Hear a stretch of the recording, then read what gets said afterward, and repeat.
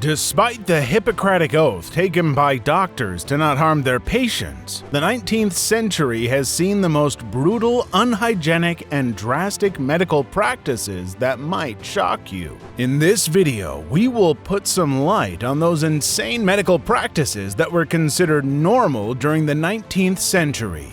Stay tuned till the end because the last one will surely blow your mind. Let's not wait and straight away jump onto these insane medical practices of the 19th century. Sanitized tapeworm diet. During the Victorian era, a novel way to lose weight was by swallowing sanitized tapeworm eggs. Ugh. The concept behind it was quite simple according to the doctors. The obese patient consumed tapeworm eggs and the worm would hatch in their intestines. It was believed that the tapeworms would consume anything the patient would eat. This way, the patient didn't have to reduce their food intake. The funniest part about this treatment was that these sanitized tapeworm eggs were sold jar-packed and carried a message on them. Eat, eat, eat, and always stay thin with sanitized tapeworms. The cherry on the cake was that it was labeled with the characteristic, easy to swallow. No sane person would ever dare to do such a thing. Well, with the advancement of medicine, this treatment was sidelined as tapeworms are hazardous and can even lead to death. Unfortunately, this dubious technique is still practiced today in some parts of the world. Lobotomy, prefrontal leucotomy. When effective treatments for medical diseases were sparse, an aggressive treatment known as lobotomy was introduced. Lobotomy was a surgical procedure that separated nerve pathways in one or more lobes of the brain. Yes, you heard that right. In modern times, when we have so many advanced treatments and machines, we still think to go through brain surgeries. But in the 19th century, they had reached a height of insanity. This surgical brain manipulation technique originated in the late 1880s by Swiss physician Gottlieb BURKHARDT. He was looking after a mental asylum where he experimented with removing parts of the cerebral cortex in patients suffering from auditory hallucinations to calm their aggression. Despite there being no evidence that this procedure had any favorable impact on patients, lobotomy was propagated and became widespread. The height of insanity was that the lobotomy was considered a miracle treatment. Doctors were ahead in spreading this misinformation through print media. Years later, the surgery was acknowledged as one of the most heinous and sad acts in medical history. Sit inside a rotting whale carcass.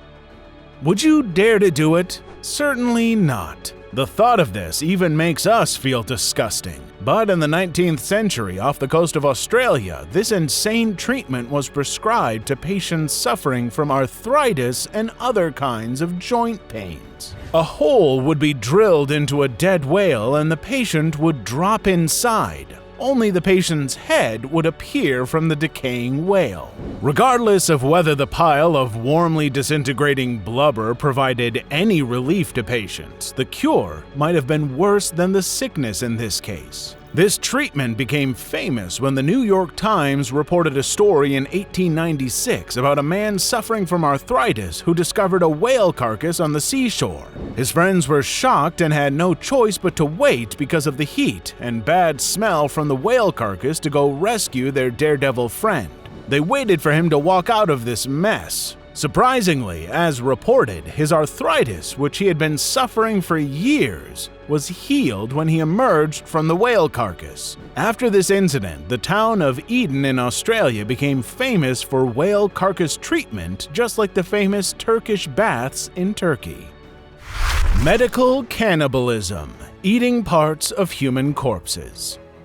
Hearing this, vampires come to our minds. But yes, it is true. The human corpse has been used as medicine in European culture for more than 3 centuries. It was common for hundreds of years until the 1890s to use the human body as an ingredient in various medicines. During those times, the question was not, should we eat a human corpse, but rather it was, what part should we eat and for what purpose? You will be shocked to know that almost all parts of a human corpse were used as medicine for different purposes. Many doctors aggressively recommended corpse medication to their patients. The most famous and normal during these days were blood, skin, bones, fat, and sometimes even the meat of fresh human corpses. Patients suffering from epilepsy were given a prescription to eat human liver. Even Egyptian mummies were smuggled to Europe for this purpose, and it was considered the most safest and effective medicinal ingredient. The doctors offered their patients powdered mummified remains for epilepsy, bruises, and hemorrhaging. Bloodletting, cutting your veins to let blood out of your body. How likely would you get ready for this treatment? Normally, none of us would do so. On the contrary, in every medical situation, it is mandatory to stop bleeding to safeguard a patient's life. Unfortunately, bloodletting is one of the earliest and most devastating medicinal techniques dating back 3,000 years to ancient Egypt. During the medieval era, this treatment was used to cure ailments such as smallpox, epilepsy, and plague in Europe.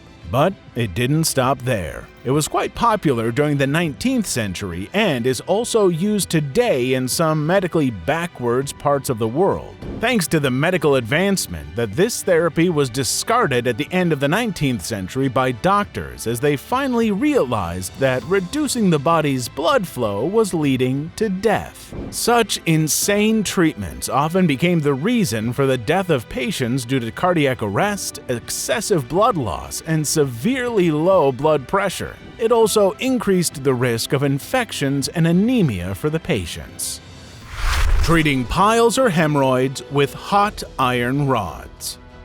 Past medicine was mostly constituted of doctors engaging in treatments that would be regarded as violent offenses today. Stabbing your asshole with hot metal was one such therapy. It entailed heating 7 or 8 tiny pieces of iron to red-hot temperatures and puckering the patient's anus as far as they could.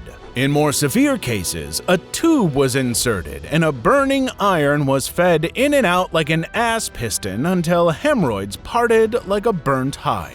You can call putting your ass on the fire in a literal sense. We're lucky enough to have an ointment for such purposes, otherwise none of us would engage in such barbaric treatment no matter what. Tobacco smoke enemas. You might have heard the phrase blowing smoke up your ass, which in language terms means false praise of someone.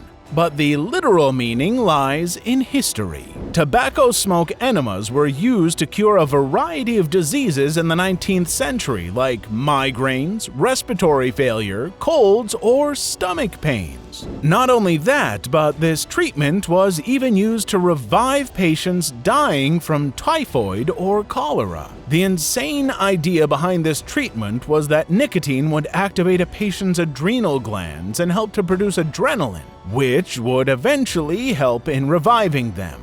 But this treatment hardly gave any successful results. Trepanning treatment. Drill holes in patient's skull.